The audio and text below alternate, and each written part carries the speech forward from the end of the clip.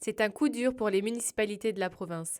Le gouvernement du Québec a annoncé sans préavis une coupe budgétaire de 200 millions de dollars pour les transports publics. Donc, comme l'année était passée, que les déplacements étaient faits, que les gens avaient été transportés, que les kilomètres de route avaient été faits, on n'a plus d'impact, on n'a plus de pouvoir sur cette année-là. Les MRC ne peuvent pas faire de déficit, alors on va aller chercher cet argent-là où?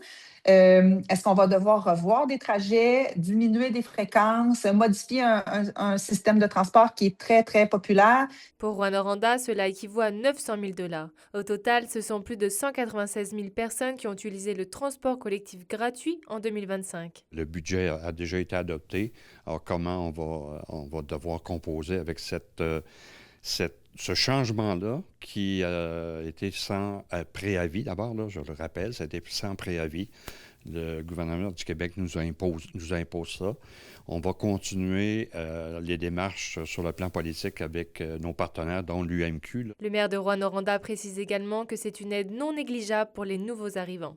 On regarde comment on va financer tout ça. L'orientation politique, c'est de maintenir le service parce que le service est vraiment apprécié. On peut le voir dans les augmentations. C'est 86 de plus qu'en 2019. Alors, c'est un facteur d'attractivité pour le cégep, l'université.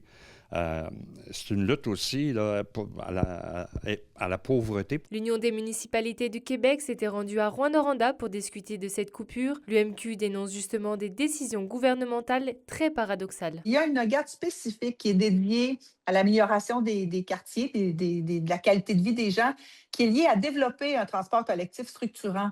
Donc, sont eux-mêmes en incohérence avec cette coupure-là. Le maire de Rwanda nous affirme qu'aucune compression de poste n'est prévue pour le moment et que le conseil de ville va mettre tout en œuvre pour que les services continuent d'être offerts aux citoyens. Charine Bakowski, RNC Nouvelles, Rwanda.